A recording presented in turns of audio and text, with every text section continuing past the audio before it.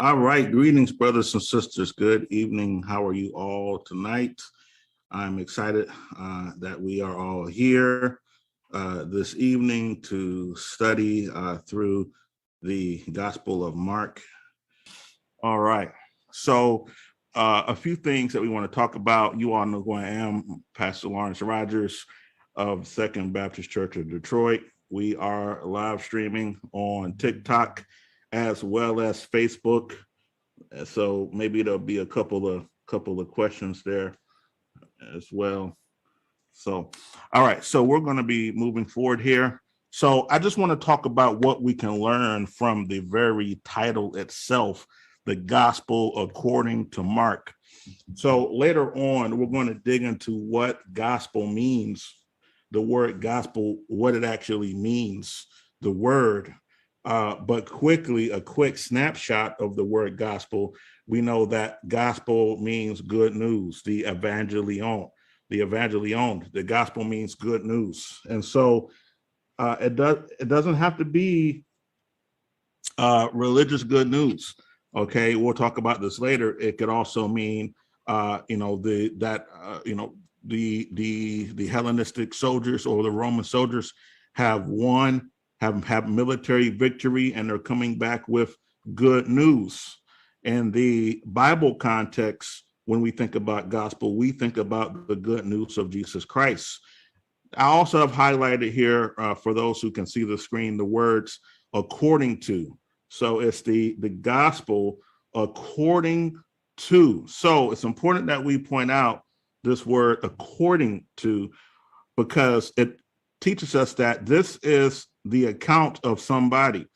So every once in a while, somebody will point out something between Matthew, Mark, Luke, which are the synoptic gospels, and then they'll point out something even with John, and they'll point out these things and say, well, Mark said it this way, but Luke saw it this way.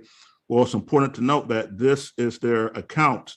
So similarly, when if you were to witness a crime or something like that, and the police were to come ask you later on, they were to say, person A, what did you see? And you say, I saw 3 people and 2 of them were wearing a mask. And you say, person B, what did you see? You say, I saw 2 people and one of them was wearing a mask. Well, who's telling the truth? If you talk to people in law enforcement or detectives, they'll tell you that they have this experience often when it comes to eyewitness testimonies. And so you'll have the eyewitness account according to witness A and the eyewitness account according to witness B. Similarly, here we have the gospel according to Mark. This is Mark's record of the gospel. And then we have Mark highlighted. Okay. So Mark is the person who documented this gospel so that we can have it now, some 2,000 years removed from when it was actually written. And so we thank God for Mark and him putting together this gospel so that we could have it today, to be able to study it today and learn from it. And I think there's a lot of wonderful things to learn from this gospel. And I think that you all will find it to be rather enjoyable. Now, I want us to go over some quick facts about the Gospel of Mark. Okay, so when was it written? Now, some scholars say it was written in the late 50s. There are other scholars that say that the Gospel of Mark was written in the early 60s. There are other scholars that say that the Gospel of Mark was written in the 70s. Okay, I'm going to go ahead and put for this class, so we're going to assume that the Gospel of Mark was written in the late 50s AD. Okay, and real briefly, let me tell you a bit about why I want us to consider that, and what I'm about to read comes from the English Standard Version Study Bible. It says that those who give credence to the Papias testimony understand that Mark wrote shortly after Peter's martyrdom at Rome at AD 64, thus placing the Gospel's composition between 65 and 70. The year AD 70 is normally taken as the latest possible date for Mark because of the Gospel's failure to mention the significant events of that year. Now, a couple of things to know about the year of 70 AD that we're going to point out right now is that in around that year, you have the fall of Jerusalem and the destruction of the temple. So you would think that if those events were to have happened prior to the Gospel of Mark being written, that the Gospel of Mark in some way would have talked about those events, okay? The fall of Jerusalem and destruction of the temple, which a native Palestinian scarcely would have neglected.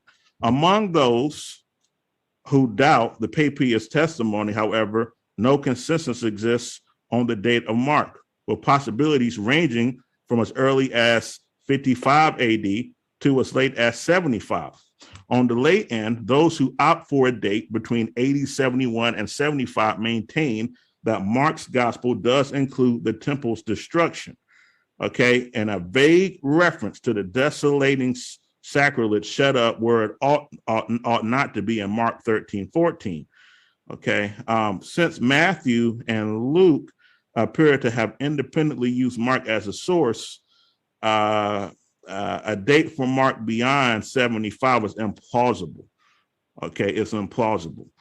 Okay, on the early end are scholars who take Markian priority to an opposite conclusion, noting that both Matthew and Luke show no knowledge of the fall of Jerusalem, so predate AD 70. Scholars following in the tradition of others date Mark even earlier, around 55 to 59 AD. I told you that this was coming from the English Standard, but that's actually the notes from the Faith Life Study Bible around the date.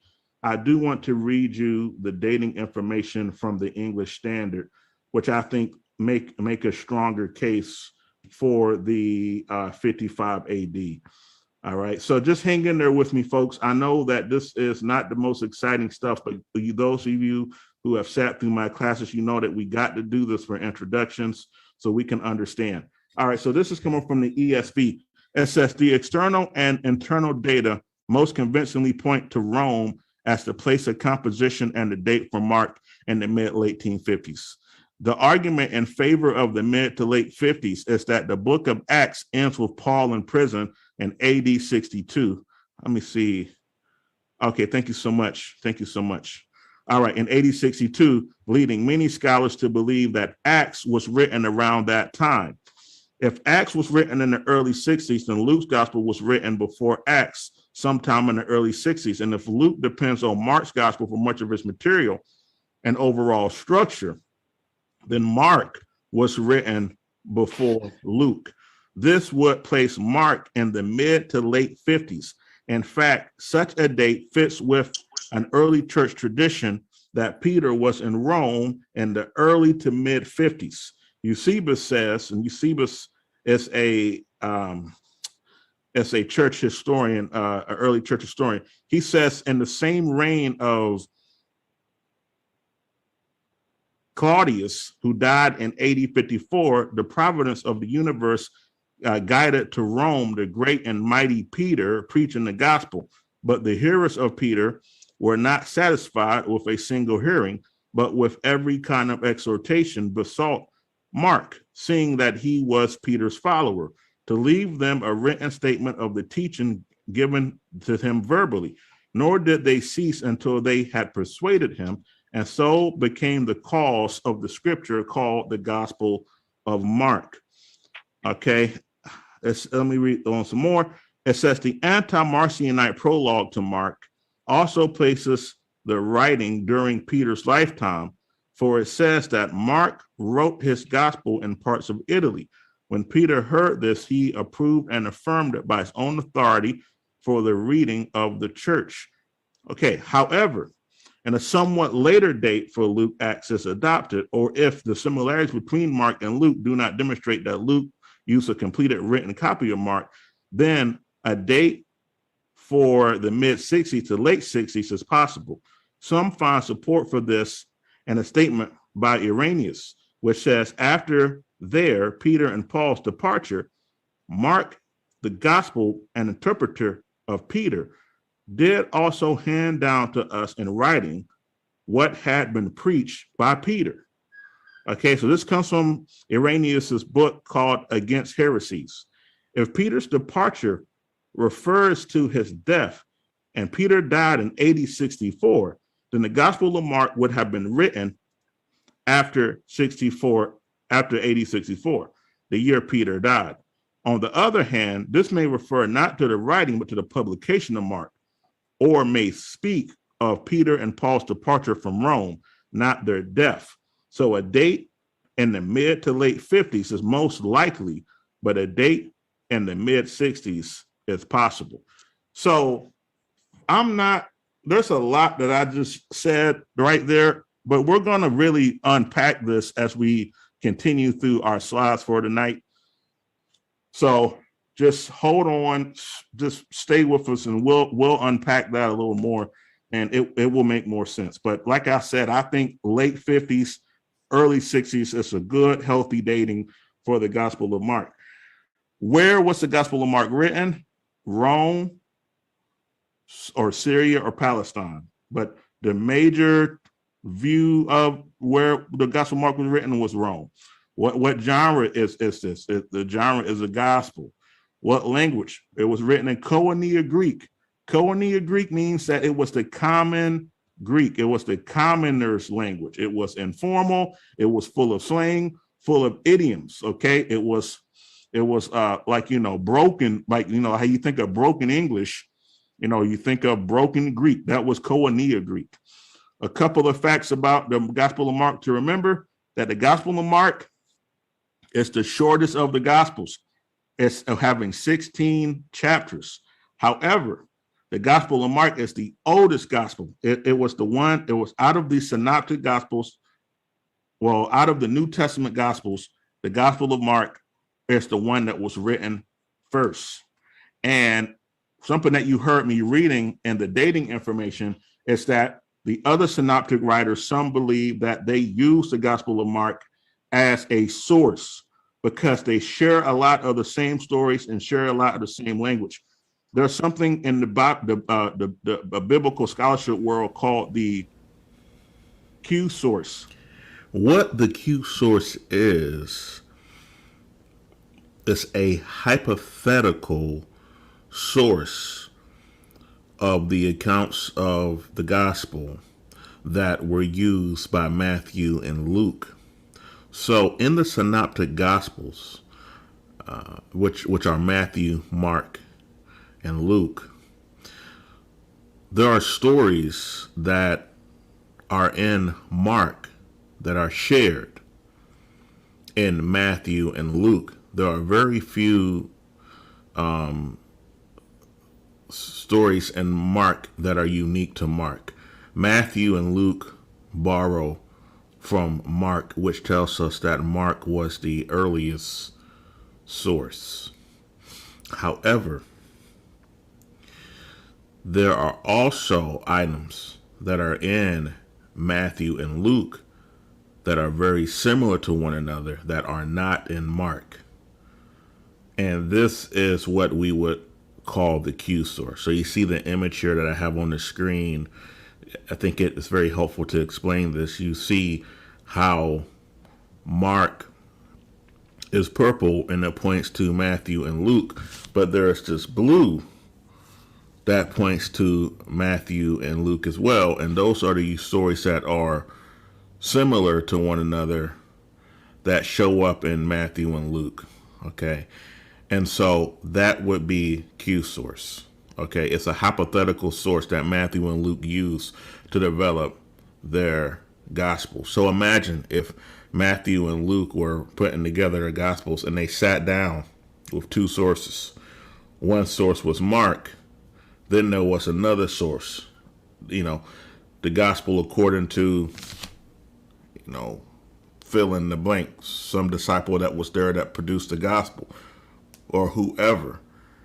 And imagine that second source gets burned up or it's, gets destroyed through persecution, lost or whatever.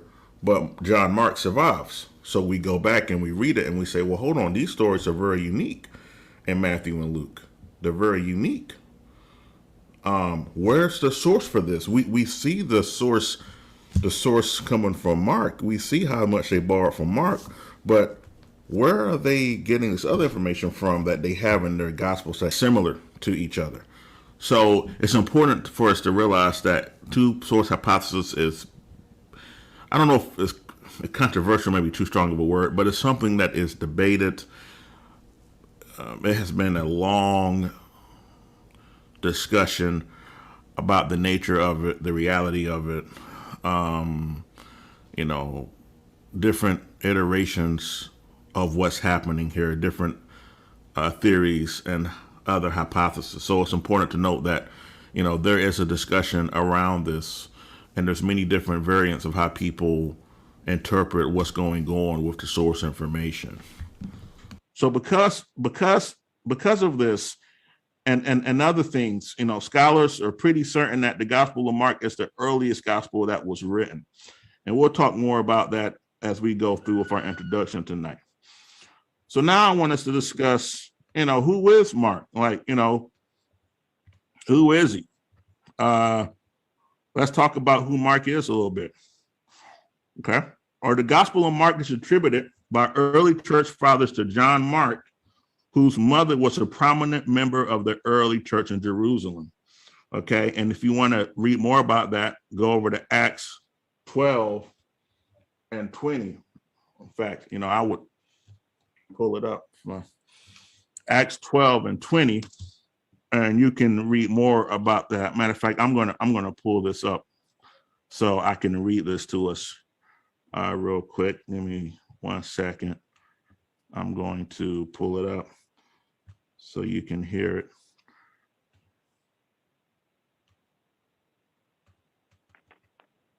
Okay.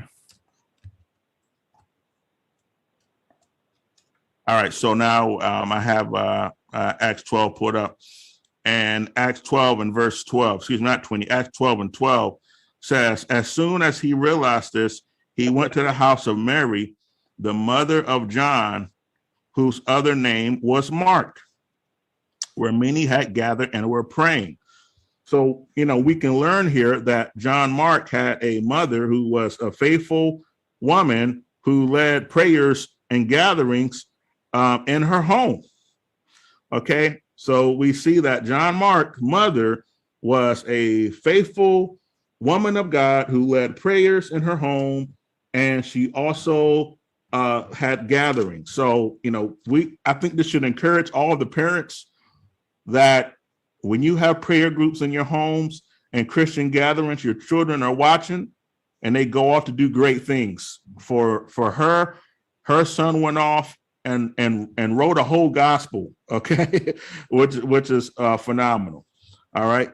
In the first century, it was not unusual for some Jews to have a Hebrew name, John, Hebrew name, as well as a Greek one, Mark. Okay.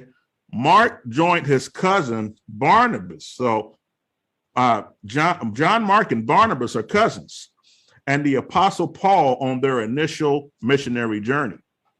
Somewhere along the way, he had a falling out with Paul, but they apparently reconciled in later years. I don't know if some of you are aware of that, but Paul got upset with John Mark and told him to kick rocks pretty much. He told John Mark to get lost, get up out of here.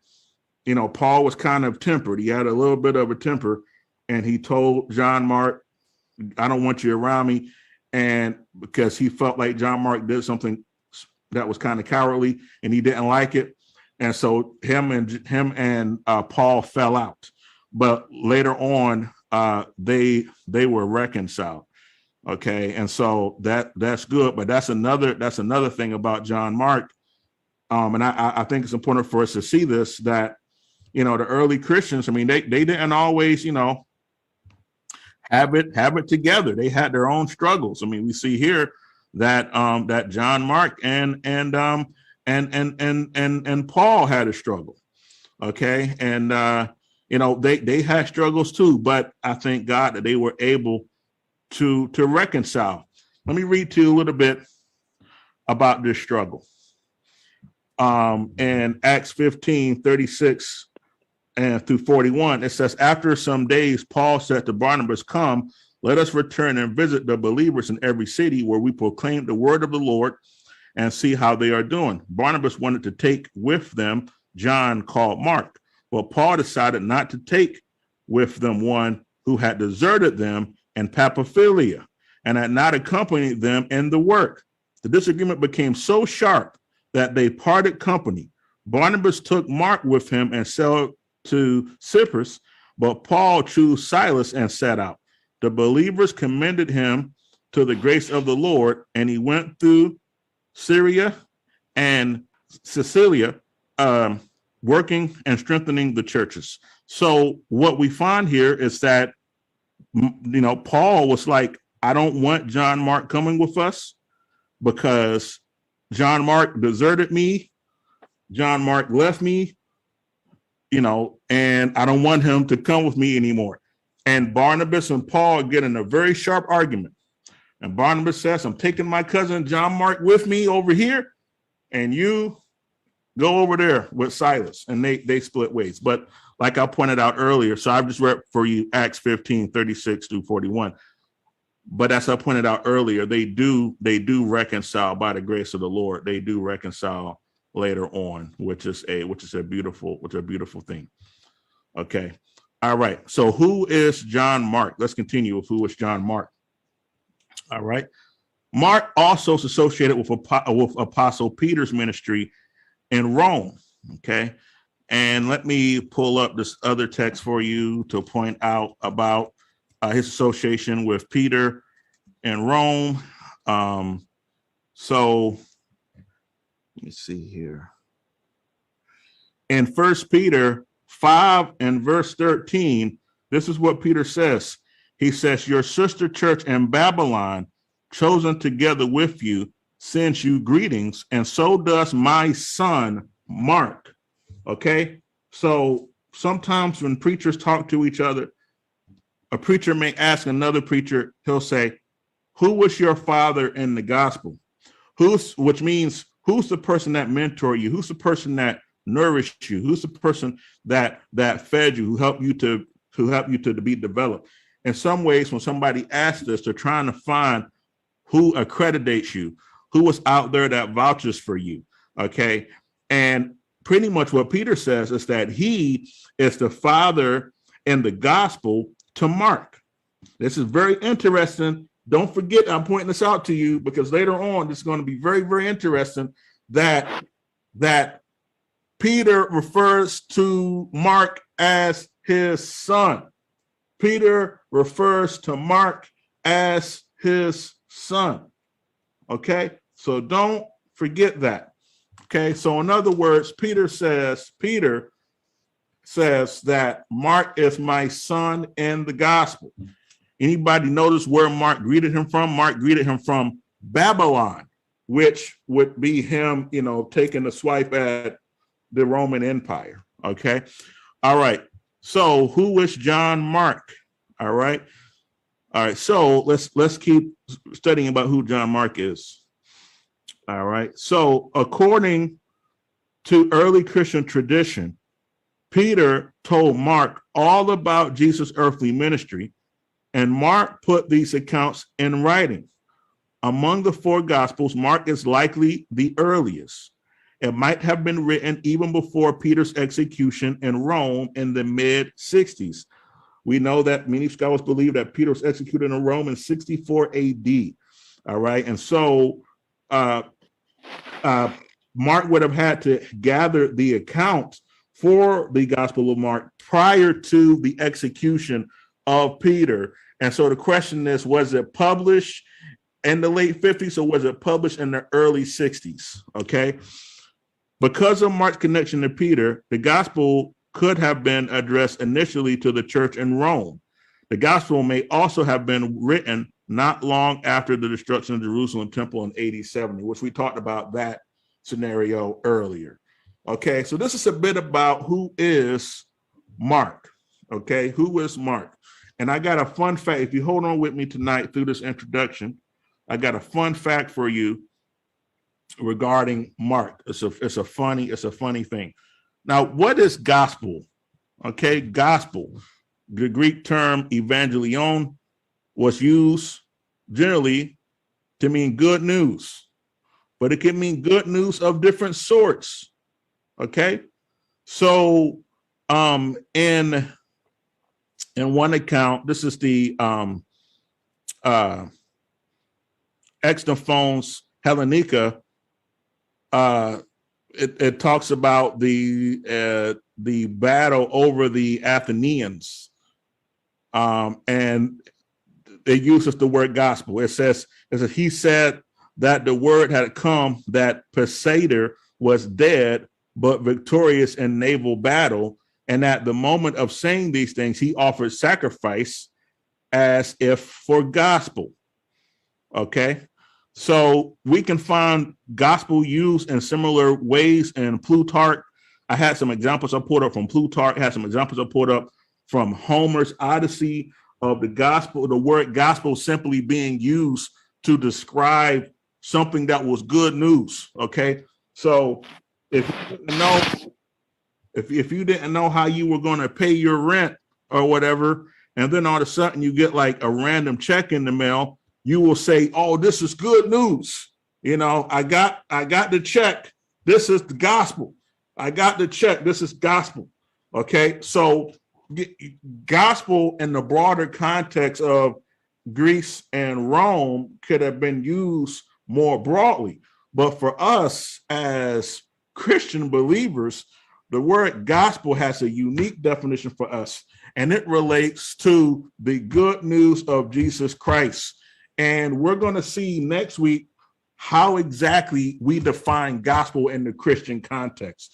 So next week, come back and we're going to see early on in the Gospel of Mark, Mark makes plain exactly how we define good news. Okay, how do we define gospel in the Christian context? So make sure that you're back for that, because that's going to be a great study. So what is gospel? And then we're going to briefly talk about according to. All right, so who were the 12 disciples who actually walked with Jesus? Okay, we had Peter, James, John, Andrew, Bartholomew, James the Lesser or James the Younger, Judas, Jude, or also known as Thaddeus. Okay, shout out to my son, Matthew, Philip, Simon the Zealot, and Thomas. Okay, so you don't see John Mark's name in there, do you? You don't see that. He's not counted among the 12. So how did John Mark get a gospel to put the gospel together? Well, the early Christian tradition says that John Mark put his gospel together because he worked pretty much as like a scribe for Peter. He listened to Peter. He took down Peter's accounts, and he was able to. This is what the early Christian thought was about Mark. That Mark, his father in the gospel, Peter, told him the good news of Christ, and John Mark, being a person that was literate and that could write, okay, wrote it down, pretty much serving as a scribe for Peter. So one could argue, now I'm gonna step on some thin ice here, okay? But one could argue that you could, and I'm going to ask whoever's moving around and stuff, you go on mute for me, because that's going to come across on their Facebook Live. Come off of mute if you want to say something. So somebody's moving around with their phone and everything, you just go on mute, whoever that is. So I'm gonna, if you could do it for me, that way I don't have to search for you and do it myself, and I can just keep teaching. That would be fantastic. So so like I was saying, so one could argue, and this is thin ice here. Okay, all right, hold on. Let me find who this is. Hold on. No. Okay. All right. So one could argue that one could say, well, maybe you could even call it the gospel according to Peter, right? So one could say that, but we actually call it the gospel according to Mark. But the early tradition says that Mark got his source information from Peter. Okay, so that would mean that That would mean that Mark used Peter as a primary source, and we use Mark as a secondary source. For those who understand research, you'll understand what I mean by that. Okay, so Mark was able to go through a primary source and get the data from Peter and document it, and now we approach Mark as a secondary source who documented the information from Peter. Okay, so that's why we have according to, because we have other records and accounts of the gospel from individuals such as Luke, such as Matthew, such as John. Okay, and so we're going to be dealing with the gospel according to Mark in this class. All right, I'm going to briefly just jump through the key themes that are in the Gospel of Mark. So one theme is Jesus seeks to correct messianic expectations and misunderstandings. So earlier I think Monday evening, I was watching a documentary about the Essenes, and it was talking about how the Essenes felt that the Messiah was going to come back with military might to put the Roman Empire in their place, and et cetera, et cetera. So this would have been one of the, if the documentary, let me put it like this. This would have been one of the interpretations of the Messiah that Jesus was going to have to correct one of the misunderstandings that Jesus was going to have to work with. But there were several other misunderstandings. So as we study through the Gospel of Mark, we will see the other misunderstandings and the improper expectations of the Messiah. Another theme that we're going to find in the Gospel of Mark is Jesus is man, which means that Jesus grew, his nails grew. Jesus had long fingernails, his fingernails would grow, he had to cut them. Jesus would have long toenails. Okay, Jesus, I told this to one person once, they got really upset. They thought I was being sacrilegious, but Jesus had body odor. Okay, if Jesus ate something sour, it would have hurt his stomach. He would have got a stomach ache. Okay, Jesus is man. Okay, and so that's a theme in the Gospel of Mark. Jesus is man.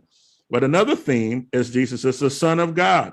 So while Jesus is also human, Jesus is also God at the same time. That's another theme throughout the Gospel of Mark, is Jesus is the Son of God. The fourth theme we'll find is Jesus is the Son of Man with all power and authority. You'll see that theme as well. Jesus is, as the Son of Man, must suffer. Okay, and so Jesus is going to have to suffer. He's going to have to face suffering. Jesus is Lord. Lord is a word for ruler. Okay, R-U-L-E-R. Jesus is ruler. The seventh theme is Jesus calls his followers to imitate him in humble service, self-denial, and suffering. And the eighth is Jesus teaches on the kingdom of God and implies that God continues to call a people to himself. Now, something that you must remember about, one more theme I want to tell you about in Mark is the sense of urgency that is in the Gospel of Mark. As you study through the Gospel of Mark, you're going to find over and over and over the word immediately. Everything's immediately. This is unique to Luke. It's not like this in Luke. This is unique. It's not like this in Matthew. It's not like this in John. In Mark, every time you turn around, immediately. You're going to see it. Trust me. Everything is urgent immediately. Okay, so that's going to be one thing that you're going to see. And another theme you're going to see is the sense of urgency in the Gospel of Mark. Everything is immediately. Another theme you're going to see in the Gospel of Mark is you're going to see the messianic secret. Okay, this is another term. It's called the messianic secret. And what it is that Jesus is careful about revealing himself as the Messiah. So he does not reveal it to everybody. He wants to wait for the right time, the proper time to reveal he is the Messiah. Okay, so you're going to see these two themes in the Gospel of Mark. So these are key themes in the Gospel of Mark. Okay, Now, let's quickly go over this outline, because we're gonna cover all of this when we study Mark, but let's just go over the outline anyway. So in chapter 1 through 15, it's all introduction. Then we have the demonstration of Jesus' authority. You see Jesus' early Galilean ministry, his later Galilean ministry, the calling of the 12, the parables, nature miracles, exorcism, healing, rejection at Nazareth, work beyond Galilee, the sending of the 12, the death of John the Baptist, the teachings on moral defilement, opening to Gentiles, additional miracles, and then let me see. Then the testing of Jesus' authority and suffering from chapter 8 to chapter 16, where we see Jesus' journey to Jerusalem, Peter's confession, call to discipleship, transfiguration and healing, instruction on discipleship, putting others first. Instruction on discipleship covers topics such as divorce, wealth, humility. Then we find the entering and judging of Jerusalem, the triumphal entry to Jerusalem. And when we get to triumphal entry, it's going to be a very interesting class. I'm going to play a video for you. I think you're going to really enjoy all of these classes. They're going to be very interactive. I think you're going to enjoy them. So if you want to be a part of this series, it's going to be an excellent series. All right. Going through the outline list, I continue. Then you find Jesus' judgment on religious leaders and Jesus and the coming judgment. Then we go through death and resurrection in Jerusalem, betrayal, trial, crucifixion, and resurrection, and then the longer ending of Mark. And when we get to the longer ending of Mark, we're going to discuss the controversy around the long ending of Mark, and I'll let you take it for what it's worth once we get there. All right. So now I'm about to conclude my introduction to Mark, and I'm going to share something funny in the Gospel according to Mark. As I wrap up my introduction to Mark, something funny in the Gospel according to Mark. All right. So if you turn in your Bible to Mark 14 and 51, you read this interesting story. It just comes out of nowhere. The story says, and Mark, hold on, let me see. I got a question here. There's no 51.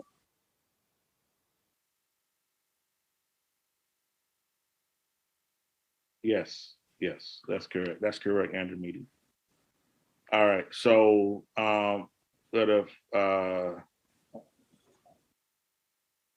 Mark 51, Mark 14, 51, it says, out the blue, it says a certain young man was following him. So I guess I got to set this up. This is the betrayal and the arrest of Jesus. I probably should start at verse 48. It says then Jesus said to them, have you come out with swords and clubs to arrest me as though I were a bandit? Day after day I was with you in the temple teaching, and you did not arrest me, but let the scriptures be fulfilled. All of them deserted him and fled. And verse 51 says, a certain young man was following him, wearing nothing but a linen cloth. They caught hold of him, but he left the linen cloth and ran off naked. You guys see that? So there was some kid, a young man, a boy, wearing the linen cloth. They caught hold of him, but left the linen cloth and ran off naked. All right, so this is what the commentator says about this. It's kind of funny. Though we cannot know with certainty, most scholars believe that the naked man, he was really a young man, maybe a teenager, and Mark 14 was none other than Mark himself. This conclusion comes simply because Mark alone recorded this odd story. It seems to play no significant role in the overall narrative. So there's this story that has no role in the narrative. It's just a random story out of nowhere. We don't understand why is the story in here? Okay, this is this odd story is only in Mark. Okay, which is something that's very interesting with the Gospel of Mark, seeing how the other Gospels borrowed so much from Mark. So this is only in Mark Okay, this one little story that is really just out of nowhere, like why is this in here? Because the story is placed in here like this, just out the blue, many scholars believe that the young man who fled was Mark. Now, if you remember from earlier in the class, does anybody remember why Paul got mad at Mark? You remember? Yes, because Mark left them. And That's when right. Yeah. Because Mark deserted them. And Paul was upset and said, "You're not coming with me on this next missionary journey." And then Paul and Barnabas got in an argument. And so then Barnabas went off with Mark and Paul went off with Silas. Okay. I believe that was in Acts 15. We talked about that. So you see this narrative with Mark, that Mark was not afraid to run. He wasn't afraid to run. And this was a time, most scholars believe this was Mark, that if this was indeed Mark, that this was a very embarrassing thing. This is the kind of thing that you won't forget about ever in life. You know, I was talking to a person one time. He told me that one time it was a boy. He said there was a bully girl in his neighborhood when he was a kid. He said that this girl put him in the trash can and then sat on the trash can. He said he never forgot it. Now he's in his 60s. He said he never forgot that happened to him. So many of you may have been through something that's rough or something like that. That's that was a challenging thing, and you might have never forgot it. Well, this is the kind of story you would not forget. If 30 years pass by, you're not going to forget this. You know, if Mark was written in the 50s, that means it is 25 years later after Jesus' death. If Mark is written in the 60s, it means that it's 35. It's written 55. If it's 55, that's 20 some years. If it's in the 65, that's 30 some years. If it's in the 70s, that's 40 years. But nevertheless, you're not going to forget somebody, you running off, somebody grab your linen, you got to shake your clothes off and run off naked. Okay. So yes. Did I hear a comment? Okay. So many scholars believe that this odd story is about John Mark himself.